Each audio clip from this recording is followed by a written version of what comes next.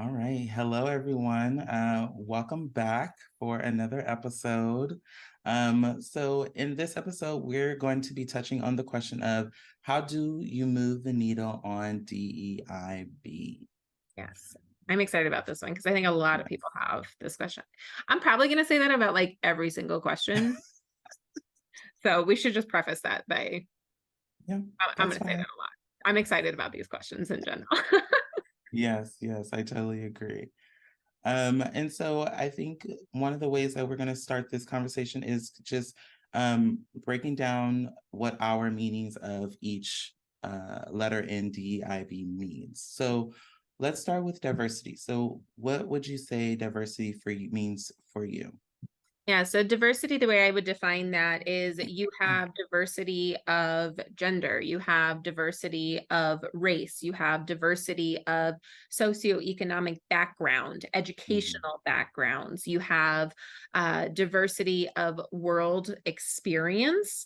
And one of the ways that I've seen people kind of twist that definition of, oh, well, our leadership team is diverse because one went to Harvard and one went to Yale and one went to Dartmouth and they're all white men. And I'm like, you got so close to the point and then completely missed it.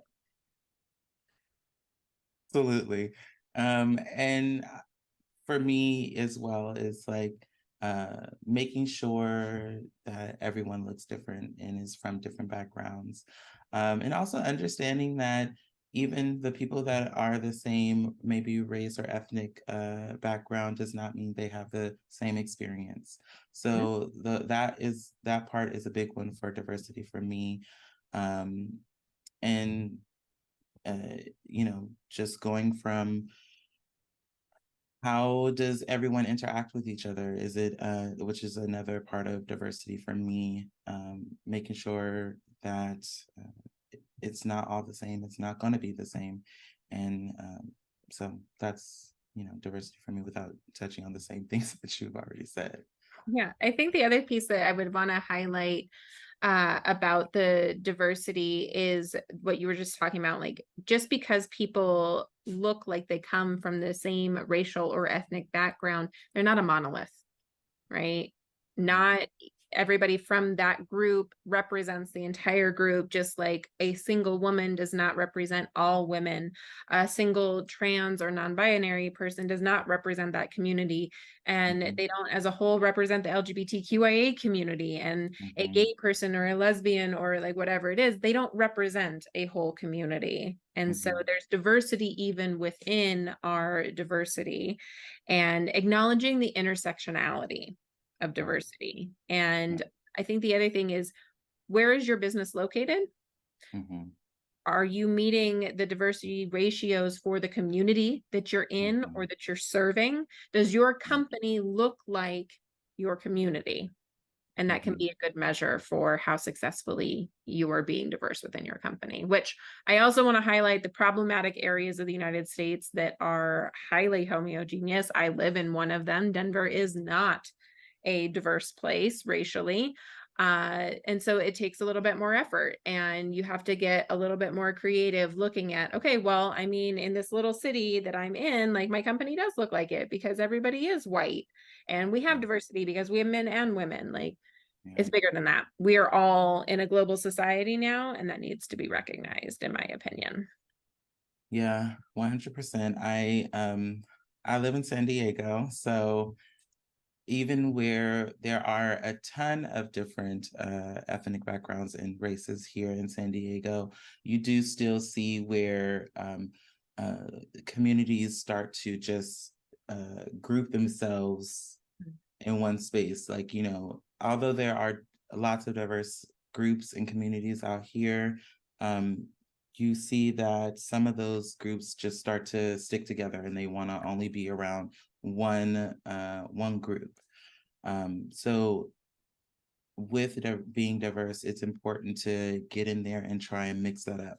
Let's break this up. Let's go talk to this person to see, how their day is, or go and have a conversation with all these different groups to kind of get knowledge and have these different conversations to be able to, A, you can get cultural competent that way, B, you can just start meeting new people that way. It's better to have diverse opinions than having just one specific thought on everything and the outlook on things. So Yeah, those thought echo chambers for sure mhm, are a major mhm, pitfall in companies.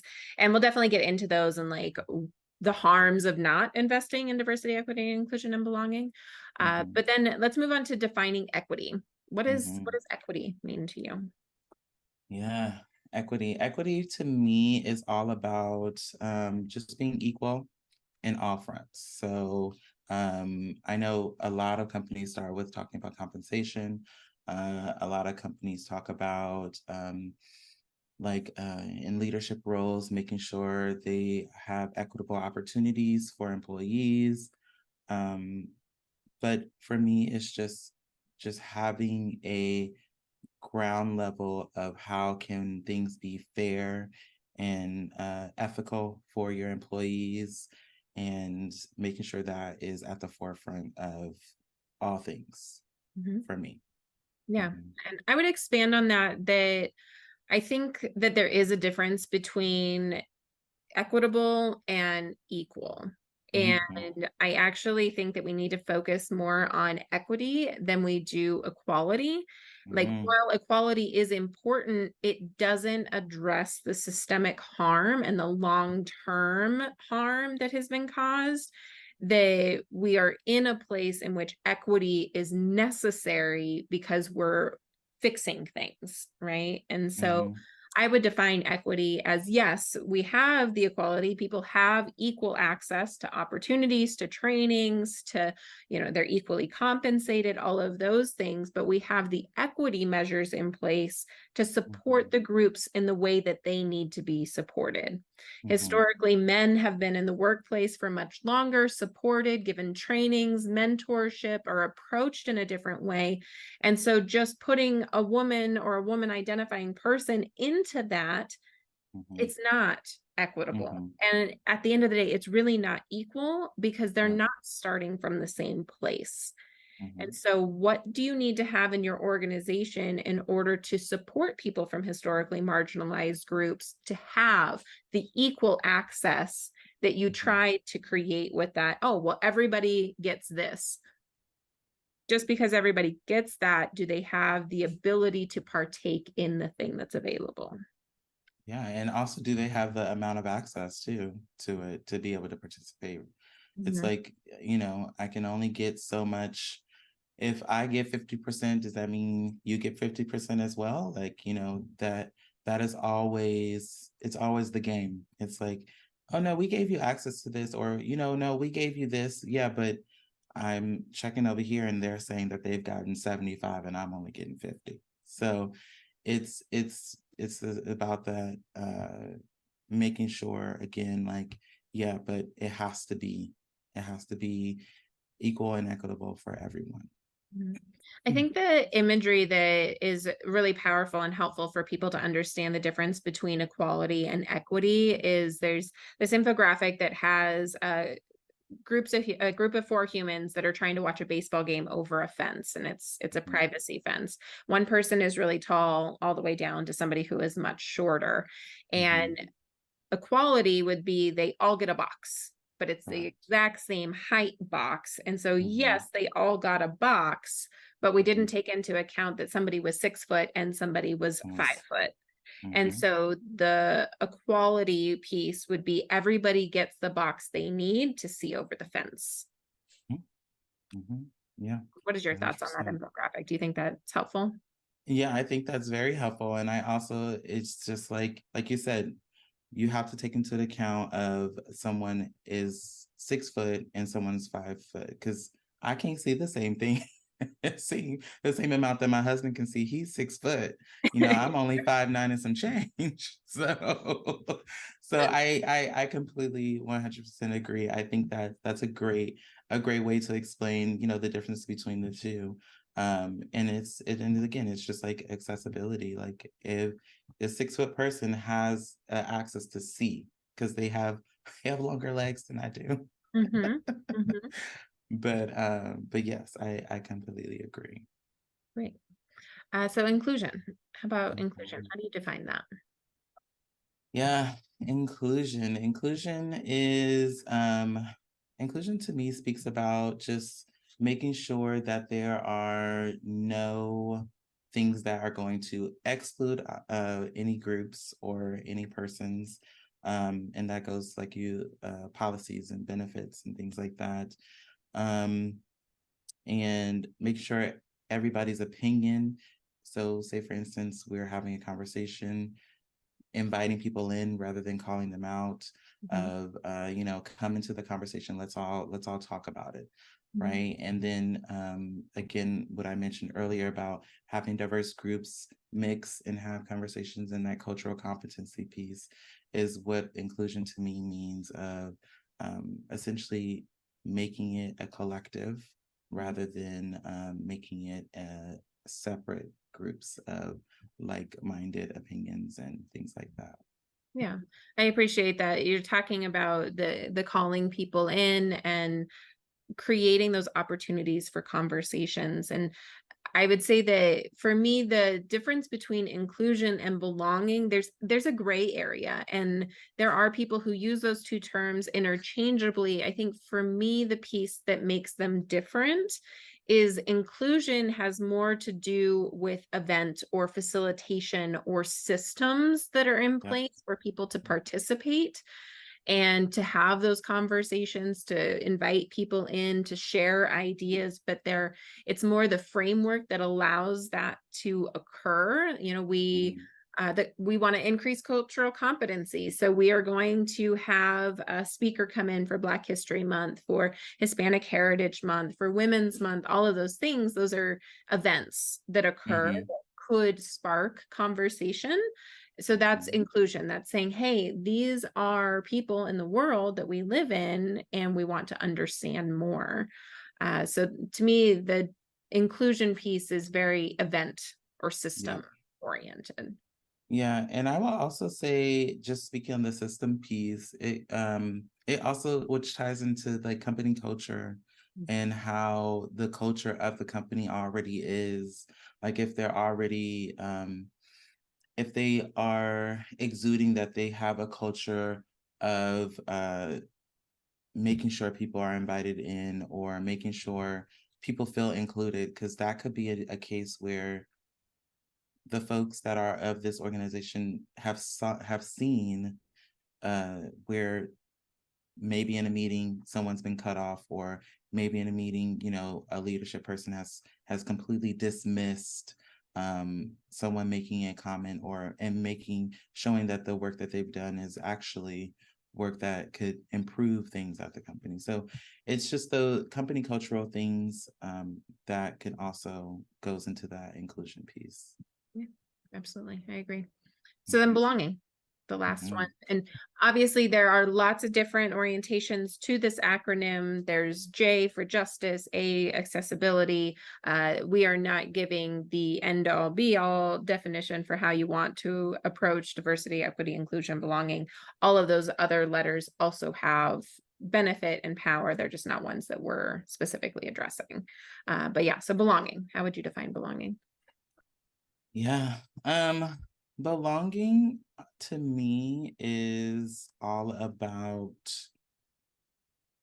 um, like a sense of I don't want to say home, because home is not always where home isn't work, but Mhm. for me it's just it does tie into that safe space portion for me about belonging, making sure that you don't feel uncomfortable with the people that you're working with, and making sure that they know how to speak in so inclusive language, um, and just like a comforting space, I guess, as well. And it also ties into that culture part, right? Making sure that the company has a culture to where they they check those things as a problem already. So we don't tolerate these things, like having a system in place like we mentioned before. So that's kind of what belonging is for me. Yeah, I definitely echo the sense of safety and security. Mhm. And I think that a lot of people can define that as home, but more in the I can be me. Correct. I don't have to pause and think, should I say this? Can I say this? Is this a safe space? Am I going to get rejected? Am I going to get laughed at? All right, all of those pieces that, like, as humans, we care about. Yep. Yep. And there is an element of having to overthink things, especially if you're a person from a historically marginalized community, because I need to walk that tightrope. There Mhm. is the threshold of expected behavior and how I'm showing up and making Mhm. sure that I'm within that. But if you have Mhm. belonging, people get to be their authentic selves. People get to be their whole selves. They aren't forced to leave part of themselves outside of the workplace. And I want to say it that way very specifically because people can choose what parts of Mhm. self they bring into work. Yep. Forcing people to bring their whole selves, that's not going to work, number one, anyway. But also being able to choose if I do or I don't versus I have to. Mhm. And, speaking from an LGBTQIA perspective, how do I talk about my partner? How do I talk about my spouse? Do I even admit that I have a spouse or that I have a partner? Because how's it going to be received? And that having to be a thought, that having to be a layer of things. What pictures do I bring to put on my desk or do I not? How do I talk about my personal life or do I not? Not even in the realm of, I don't talk about my personal life at work, but in I may have to use different words so that I can kind of hide what's happening so that I don't get judged or I don't get ostracized. I mean, also, and it's not, it just is more granular of my nails. Like, so Mhm. I get my nails done all the time. And I not only I get my nails done all the time, I still use he, him pronouns. I never said that I use any other pronouns or anything like that. And it's as simple as coming into work and people seeing my nails and they're like, "Oh, nice nails. Like, your nails look better than the women here." And I'm like, "It's microaggression, but okay." Mhm. But it's just that simple. It's like as small as those things and bringing your full self to work to feel comfortable to be like, for a long time, I wouldn't even put color on my nails because I was like, I don't feel comfortable and I really don't want to have that conversation with anyone about why I decided to get pink designs on my nails or why I decided to do Christmas nails or something like that. Like I for it took me a long time to get to a space to where I can feel comfortable to just be like, you know what, it's me, I'm living my life. I don't care what anybody else has to say or think. Yeah, I love that you found that place and were able to do that. And yeah, being able to be that representation because representation is important. And sometimes it Mhm, does take that first person to do the thing to push mhm, back against the normalization and people to go, oh, well, wait, why do I think that? Maybe I don't need to. And mhm. that's where the changes happen. So absolutely Yes. being able to make those choices and it to be a safe enough environment to even have the choice to be made in the first place of if you want to. Yeah, I agreed. So let's talk about some action steps in how, because the whole framing of this episode, right? How do I move the needle on, right? How do I make changes in this? So if we go back to diversity, what are a couple of things that you think that would be actions that people could do within companies or companies could make changes in to move diversity forward, to get more diversity within the company? Yes. So obviously the first one that companies always talk about is recruitment. Mhm. Yes, recruitment is important to make sure to have a diverse recruiting strategy. And that starts with your whomever's doing your recruiting, right? And wherever you're looking for your folks that are going to join the company or team. It also goes with your programming. So whichever type of programming that you're looking to do, whether that is employee engagement programs or employee network groups, you have to make sure you're including everyone in that group to make it a diverse space, which also, if you're recruiting diversely, then you can have diverse employee resource groups as well. And then lastly for me is making sure that you have some sort of uh, data that you're collecting to be able to see how are you doing what it is that you're doing, and doing the research to out there to see what's around you, and how they're doing. Because one thing about diversity, equity, and inclusion, or diversity, equity, and belonging, is that there's no one answer. You can definitely, you should use what other companies are doing as a guideline, or as a guide, or partner with these other businesses to see how you can better do it within your organization. Yeah, we are creating these things in a way that works for right now, and right Hmm. now is always changing. So your Yes. approach can and should be changing too. I agree with everything that you just said. I think the only thing that I would want to add there is the hiring process as a Hmm. whole. Like, do you Hmm. have an equitable hiring process? What does your job description look like? Is it Hmm. a inclusive job description that is gender neutral? And Hmm. a lot of companies, that is first and foremost the place to start, because if you have a masculine coded job description, women are less likely to apply for it, and people Yeah. that are non-binary or transgender are less likely to apply for it. So you're cutting out diversity options by just how you're presenting your job in the first place. And so what Hmm. does your whole process look like? And have you revamped it in a way to make it accessible, to make it inclusive, and to make it equitable? Yeah. So that would be a big action, is what is your hiring process from recruitment, from where you go find the people, all the way through to orientation? What does that whole process look like? Yep. 100% agree. So what about equity? What are some actions people can take there? Yes, equity. I would also go on, uh, I will say that making sure that your company culture has an equity standpoint. So, and that's from every aspect. And just talking about like fair compensation, and that means everybody being fairly compensated.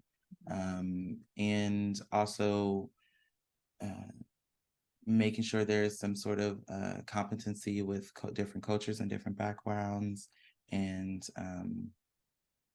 making sure things are equal as well. So uh, I think from me, those are the couple of things that I would think of. Yeah, for sure. The compensation, I think, is a great place for companies to start, like doing a pay audit. And Hmm. is it equitable across your company? It's a great place to start. Also looking at what the representation within the company looks like. Do you Hmm. have equity already in different departments, in access to training and access to benefits? Who's participating in them? Looking at the data and the metrics for what is already available within the company, and who's partaking and who is it serving. Hmm. So the first action step too, that I would encourage an audit in general, right? Doing a company-wide audit to know, what does equity look like in our company? Does it exist at all? And Hmm. where are our gaps in that? And we have an assessment that people can take. It's a pretty short overview to kind of highlight where your DEIB gaps may be. But Hmm. doing a in-depth audit of the company will get you even more answers for that. What about inclusion? What are some actions that companies can take for inclusion? Yeah, inclusion on for me, the one that I would mention is those inclusive programmings. I think that is for me, a big thing that I've always come across is the social aspect of a company. I think that where where sometimes companies miss the mark is that having all of these programs are great, but you should also create some sort of social engagement for your employees to make them feel like they're included in what's going on. So that could be a town hall, that could be having some sort of huge team meeting where we're talking about our diversity initiatives. That could be an employee social, where we again you talk about what's going on, what's happening, and that could also be social events for the programs that happen every year. So Pride, uh, Women's International Women's Day, Women's History Month, Hispanic Heritage Month. Um, Having those engagements will create the inclusivity, will help create the inclusivity uh, across the board within the organization. Yeah, I agree with all of those. I don't think I have anything to add to those ones. Some of them get like more in depth, like the listening circles that we've talked about, Yep. safe space dialogues, really cultivating those, but those are a little bit more advanced steps than I think like just getting started in them. So I really like all your options for kind of getting started. And kind of like just real quick action, if you want to start creating events that highlight, is go get a cultural calendar, like just know Mm-hmm. where they are and plan ahead. Oh, Doing this, yes. oh, it is May 30th and Pride Yep. Month starts in 2 days, I guess we're doing Yep. something. Plan ahead, go get a calendar, Yes. pick what aligns with your company, your mission, your vision, your value, Yes. your organization, and just choose a few. You don't have to do them all. Yes. Choose a few and get started. Yes. Yes. Do not feel pressure to choose every last one. Yeah. And you can do different 100%. ones, different years. I also want to highlight Yes. that because there are a lot, Yes. there's a lot of opportunities.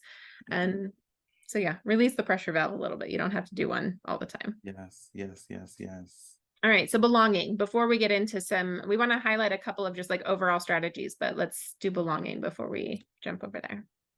Belonging. I will say the continuous cycle of making sure to create a safe space for your employees. And whether that means maybe you need to have a training every couple of months about inclusive language. Maybe you need to have some sort of conversation about microaggressions in the workplace.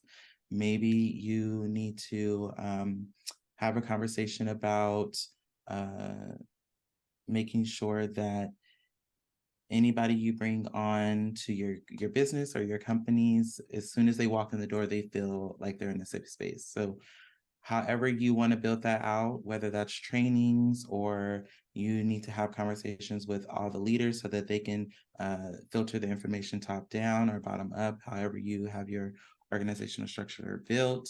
Um, those are some ways to get started with creating belonging. But I also want to make sure that I'm saying that if you already have a culture that is not exuding some sort of belonging, then you will not be successful with having people feel like they belong in your organization. And that's just it. Yeah, which is what I would add there is your first step is assessing, do you have psychological safety? Mm-hmm. Right. So if you don't have a culture that is exuding belonging, Mm-hmm. that makes me think that you probably don't have psychological safety or as much psychological safety as you As need you or think. want. Mm-hmm. And so starting there, assessing Mm-hmm. the level of psychological safety within the organization, which I would also argue is as a whole, if you want any of this to be not valuable, but sustainable, you need to Mm-hmm. assess that. So starting with, do we have psychological safety within the company? And starting from the standpoint of an assumption of no. Yes. Don't go in looking for where psychological safety must be or like pinpoint, oh, it's over here, it's over here. Just go in assuming that you don't have it and be Mm-hmm. pleasantly surprised in the areas that it does show up. And for anybody who 100%. doesn't know what psychological safety is, definitely recommend reading The Fearless Organization by Dr. Amy Edmondson.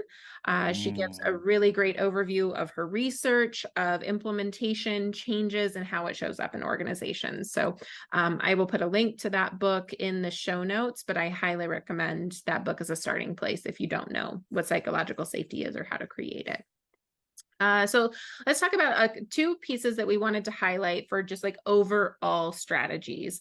And I know accountability was one that you definitely wanted to highlight. I couldn't agree more. So share with me, what are your action steps for accountability and why is it important? Yeah, accountability is a big piece for me. Just on the front of obviously you want to make you have your chief diversity officers, you have your diversity directors. You want to make sure you're walking the walk of what it is that you want to do, right? So that means, yeah, we're going to look at performance, we're going to look at all the data, we're going to look at all of those amazing things, which are great. But you also want to make sure you're having that representation in these leadership roles. Mhm. It is it's not, it says, it speaks volumes to an organization or people that are looking at your organization if you're talking about diversity, equity, and inclusion, but that does not represent it in your chief diversity officer or your diversity director. And it says the complete opposite to the people that are looking to you for support or whatever the case may be. So that is in making sure those goals align with what it is that you're trying to do within the organization, and also looking at those goals consistently to if they need to be updated or they need to be reevaluated. Um, but that, that also touches on a nerve where I look at people's strategic plans from 3 years ago and I'm like, is this a 1 year strategic plan or 3 year strategic plan? I'm confused. But Or anyway, that's a whole, or five, that's a whole different conversation. But yes, accountability for those reasons are very important. absolutely. And I want to touch on some specifics as it relates to leadership. And Mhm, I think that there is a very pervasive thought, and it's taught. I've heard it. I've heard it in mhm, trainings, right? As a leader, you are responsible for the culture. You are responsible for all of the things. I actually want to push back a little bit on that. I think that there is a level of responsibility, as in like the personal responsibility to partake in the things and to create plans for the organization and all of those things, but you aren't responsible for the individual actions of people within the organization. You are, mhm, however, accountable. mhm, And so mhm, moving from this, I'm responsible for all of these things to a point. You are mhm, accountable, though. You are mhm, accountable if the things go wrong. You are accountable if the programs aren't working or the programs are causing harm. And mhm, so when you shift from responsibility to accountability, how does that mhm, change how you show up as a leader? I am accountable for diversity, equity, inclusion, and belonging within my organization. How do I mhm, want to be held accountable for that? And then putting that into the performance metrics for all leadership within the mhm. company. And then how do you shift that for individual contributors and having it be pervasive within the entire organization of what is the different levels of responsibility that we can hold people accountable to achieving. Yeah. And I would also add to that, in doing that, maybe there's a recognition program that you want to put together for those folks that are doing that work and that are making sure that they are showing that they are being that they are improving and moving the needle for diversity, equity, and inclusion Love it. goals. Yeah. Yes. Being able to recognize people who are doing the work, especially if it's work that nobody asked them to do, right? They are just Correct. stepping up and raising their hand and saying, hey, I can do this. This is important. And is it above and beyond their job responsibilities? Because you got to Right. recognize that too. Right. This is labor and Yeah. it deserves to be recognized. So then the last one, knowing that we are pushing time, is feedback mechanisms. What's important Mhm. about that for you? Yes, feedback mechanisms are that's how you are going to continue to build, build, build, build, build. I can't stress this enough that you, whether it is sending out a survey, whether it is continuously having those conversations with leadership about programs that has happened and whether that is the engagement. So talking about, oh, we had 30 people who showed up virtually, we had 100 people, 50 people show up in person to this social event. So you want to make sure that you're capturing all of that feedback, capturing those numbers, because that is going to help you continue to develop and move your diversity and equity initiatives forward. Especially if you're at a space to where we're in a cycle, then this information is going to help you continue to move forward and to go into that next phase. Mhm. Yeah, so what about the pushback of if I give my employees a place to give feedback, especially if it's anonymous, they're just going to complain? Yeah, so I mean, I think making sure that they feel psychologically safe to be able to have these conversations is important. But also, just like we were speaking about earlier, if you feel like then a person in the company is going to talk about this and talk about your company negatively, there's probably is an issue, but you do have to make them feel safe in order for you to feel confident that they're not going to do that. Mhm. Yeah, I definitely wanted to echo, if you think that's all people are going to use that for, you have Mm-hmm. a problem. Mm-hmm. And also, on the other side of that, there is valuable information in the complaints. Mm-hmm. So even if there is still enough psychological safety in which they are choosing to still share complaints with you and they haven't gone silent, Mm-hmm. that's wonderful news. Like, Yeah. you are on the brink, but you are now in a position of change and shifting it back because there is information in the complaint. And so Mm-hmm. approaching it as feedback and not having Mm-hmm. this moralistic good or bad or failing or shame spiral that comes out of it, just listen to what they're saying and Yep. approaching it with, okay, what about this might be true? Yep. How Eh, do we want to respond? Yep. And I was just going to say, a good leader will know how to decipher that information out of a complaint. Because Mhm. even if they're emotional and they're clearly upset, you will know how to take that information and break that down into there must be something true to what this person is saying. Mhm. Agreed. Hmm. Absolutely. So there's definitely a whole lot more that we could talk about with these, but making sure that we are meeting the time of your commute and giving you micro learning opportunities. You can check out our newsletter and blog for more information. And if you are looking for understanding, where are my diversity, equity, and inclusion gaps, head over to our website and take that gap assessment. That is a great place to get started on this journey. So make sure you joining us next week for our next question. We hope to see you soon. You have anything you want to add, Dana? Have a good day.